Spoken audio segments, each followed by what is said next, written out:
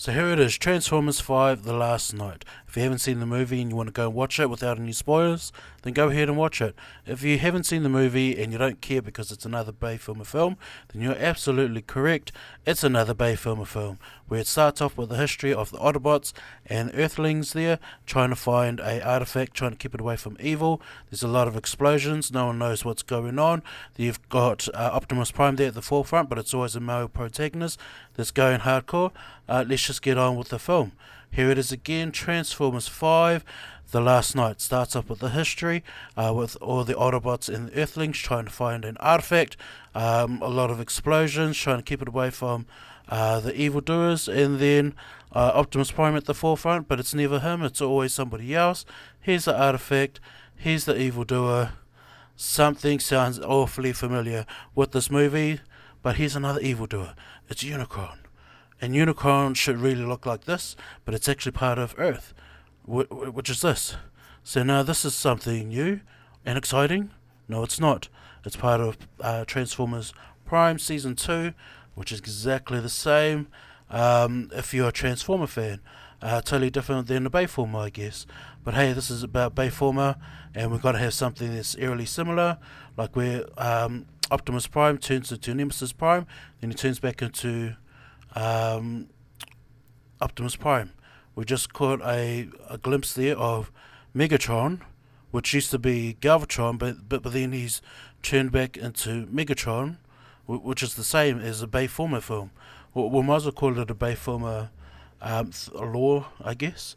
There's got to be something different, I'm telling you, man. There's got to be something new and exciting in these Bayformer films, and there is.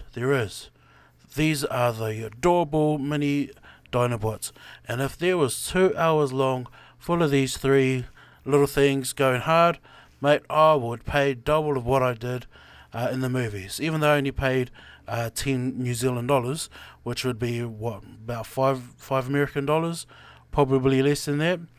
But hey, look at these cute little things. I can't wait until the toys come out for these ones here. I'm going to go and get it. I'm going to go and buy it. But you know, there's something else that no one else has ever spoke about. I've seen a lot of reviews, how people hate the movie, how people thought, you know, it's exactly the same as everything else. There's one other person who thought the same as me with the Transformers Prime, but there's one other thing that no one else has touched about, and this is something that I want to get into now. And what happens? What if Lieutenant Colonel William Nexus? What happens if Lieutenant William Lennox is dun dun dun dun Ultra Magnus? Hey, this is just a little theory that I have going on.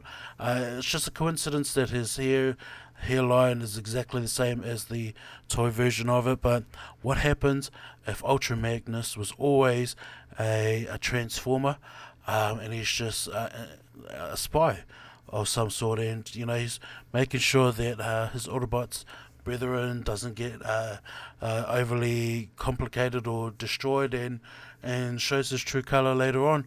And if that is the case, then I told you so.